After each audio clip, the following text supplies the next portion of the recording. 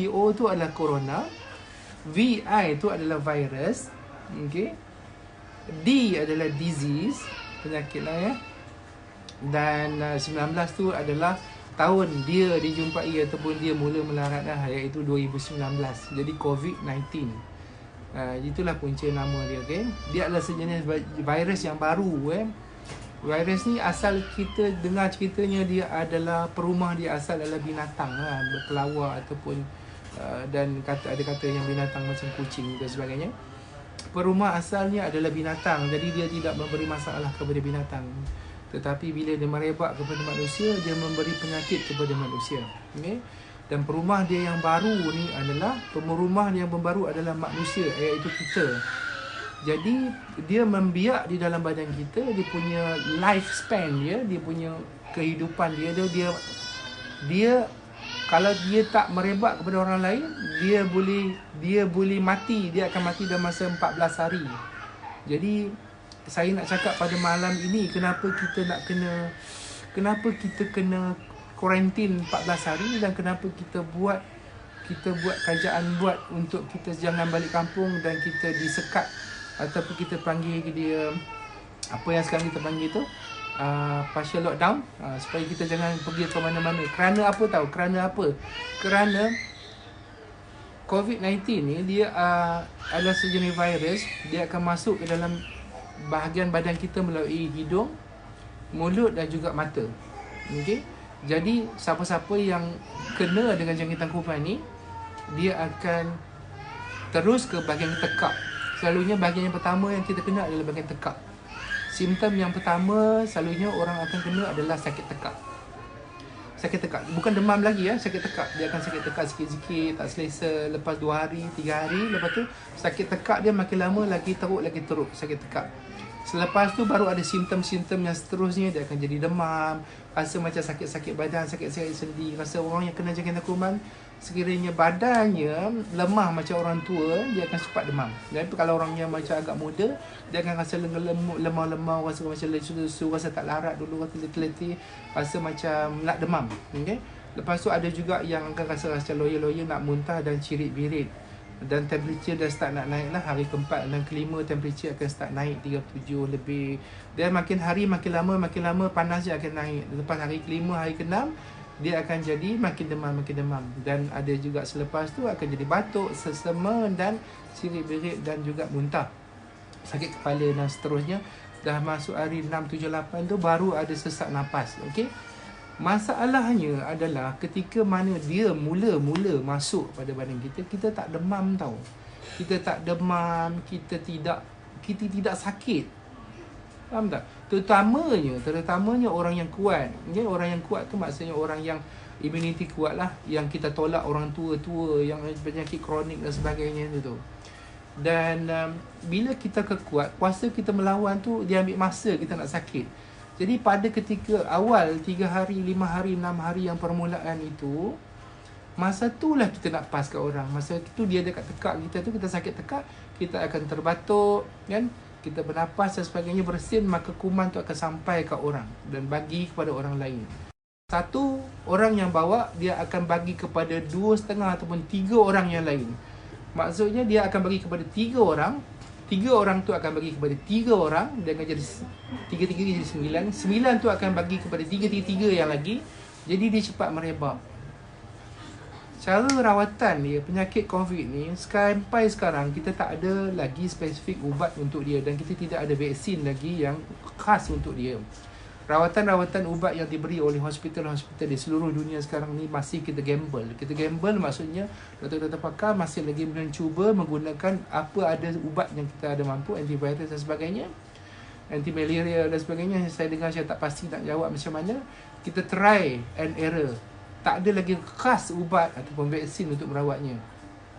Siapa kena hospital, sama ada dia survive ataupun dia meninggal. Itu je. Okay? Dia akan sesak nafas, lepas tu tak boleh bernafas, kena pakai intubator dan kena intubate dan juga pakai mesin untuk bernafas. Okay? So sekarang ni, macam mana kita nak merawat dia? Kita memang tak boleh rawat dia. Kita tak boleh rawat dia. Kita tak boleh vaksin diri kita. Jadi macam mana kita nak buat? Apa yang China buat, apa yang Itali buat, ada pun negara-negara lain yang semua buat. Kita terpaksa mematikan dia. Kita tak boleh matikan dia dalam badan kita. Kita terpaksa mematikan dengan cara dia mati sendiri. Okey? Contoh, satu orang dia akan pas kepada 3 orang. Kita pastikan satu orang tu tak pas kepada orang lain. Dan kuman tu akan mati sendiri dalam masa 14 hari. Dia tak ada perumah baru dan dia mati. Faham tak? Jadi apa yang kita nak buat sekarang ialah dengan menjarakkan diri kita, kerajaan buat tu, undang-undang yang KKM buat tu adalah untuk memastikan supaya kes tu tak meningkat. Supaya kuman tu last sekali dia mati sendiri. Faham tak? Bila dia tak berjumpa dengan perumah baru, dia tak berjumpa dengan orang baru, maka dia akan mati macam tu je. Contoh orang tu disyaki positif. Satu lagi saya nak cerita ada kes COVID positif dalam badan dia, kita cek negatif. Maksudnya kita cek negatif tapi dia tak semestinya 100% negatif sebab kuman ni dia agak special jahat sikit. Ada yang kes yang positif sebenarnya kita cek dia, kita jumpa dia negatif. Faham maksud saya? Yang negatif tu tak semestinya negatif. Yang negatif tu kadang-kadang dia masih ada kuman dalam badan dia. Dan orang tu dah dibebaskan ataupun dikuarantinkan, dia masih lagi boleh spreading. Itu yang masalahnya kuman ni. Jadi kita rasa kita sihat. Kita rasa kita kuat. Kita rasa kita belum kena demam. Kita belum ada batuk, sesama cirit-berit. Kita nak balik kampung. Bila kita balik kampung, kita pergi balai polis beramai-ramai nak ambil surat. Kita berebut pergi pasar raya untuk beli makanan dan sebagainya. Kita berkumpul beramai-ramai dekat bus stop, kita beli dekat bus station, kita pergi semalam balik kampung beramai-ramai dekat RNR dan sebagainya. Kita akan berjumpa dengan ramai orang. Jadi kat situlah orang yang akan pas kepada seorang dan kepada seorang dan kepala seorang. Faham tak? Jadi itu yang saya nak sebut. Kita sepatutnya kena tahu bahawa kita jangan bagi virus ni survive. Kita kena matikan dia kat tengah jalan. Kita tak boleh matikan dia kat badan kita. Sebab ubat dia tak ada. Vaksin dia tak ada. KKM dengan staff doktor semua sangat-sangat susah hati sebab kita tak ada ubat untuk dia sebenarnya. Kita more on life support. Kita masukkan air, kita try and error bagi antivirus dan harap orang tu kuat dan baik sendiri. Itu je. Jadi kita nak matikan kuman tu tak boleh mati dalam badan kita. Faham? Kita nak matikan dia dengan tengah jalan. Maksudnya bukan tengah jalan raya. Kita nak dia cari perumah baru dan tak jumpa. Dan lepas 14 hari kuman tu mati. Faham tak? Saya ulang sekali lagi Kita nak kuman tu yang ada dekat seorang A ni tidak sampai kepada B dan tidak sampai kepada 3 orang lain. Sebab tu kita kuarantinkan dia. Kita jangan bagi kita dekat dengan dia 1 meter. Jangan dekat 1 meter. Jangan dekat dengan orang dengan 1 meter. Jarakkan 1 meter jauh. Dan orang-orang yang ada batuk sesama protect. Kan kita sebenarnya orang yang tak kena tu tak apa-apa sangat. Tapi kita apalah kita nak protect kan. Tangan jangan sentuh. Jangan sentuh orang. Selalu basuh tangan, pakai sabun, pakai sanitizer, pakai penutup mulut dan jarakkan kita 1 meter lebih. Supaya kita nak kuman itu tak sampai kepada orang lain dan dia mati di tengah jalan. Jadi dan on that matter, maksudnya kita nak matikan kuman tu di tengah jalan supaya jangan sampai kepada orang lain dan tak merebak dan tak merebak dan tak merebak. Maka nanti lama-lama kes-kes yang lama akan baik dan tidak ada kes-kes yang baru. Faham maksud saya? Jadi apa yang kita buat sekarang semuanya adalah untuk mematikan kuman itu di tengah jalan, bukan matikan dia di dalam badan kita. Sebab tidak ada ubat untuk COVID-19 sampai sekarang. Tidak ada. Kita menggunakan teknik untuk mematikan kuman itu di tengah jalan dengan cara supaya dia tidak melompat kepada orang lain. Kalau kita duduk dekat, kita pergi orang ramai-ramai, dia akan melompat ke orang lain. Orang tu balik kampung, jumpa mak nenek dia, tok dia, mak dia, dia akan lompat. Orang kampung semua tua-tua lagi senang kena, lagi senang berjangkit dan senang menyebabkan kematian. Faham tak? Dan itu yang berlaku dekat dengan Wuhan, dekat Itali. Bila mana kerajaan dia kata jangan balik kampung, dia balik kampung. Sebab tu ya kematiannya meningkat. Sebab orang tua yang meninggal tu banyak kes. Orang daripada bandar bawa ke kampung. Faham tak? Jadi apa yang kerajaan KM buat sekarang adalah untuk supaya kita jangan paskan dia kepada orang lain. Supaya kuman tu mati di tengah jalan. Kita kena bersama-sama matikan dia di tengah-tengah jalan. Kita tak mampu matikan dia di dalam badan kita. tak mampu matikan dia. Faham?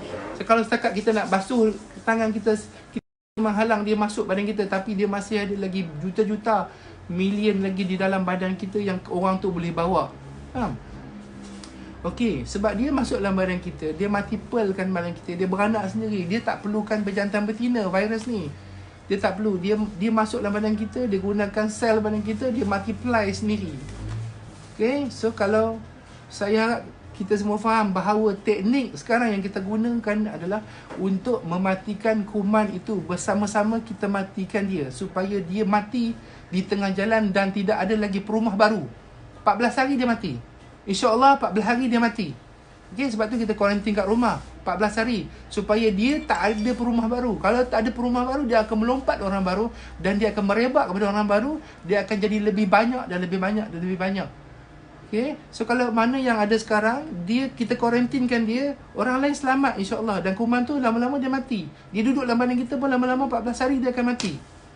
Faham? Faham? Jadi kita support lah. Kita support.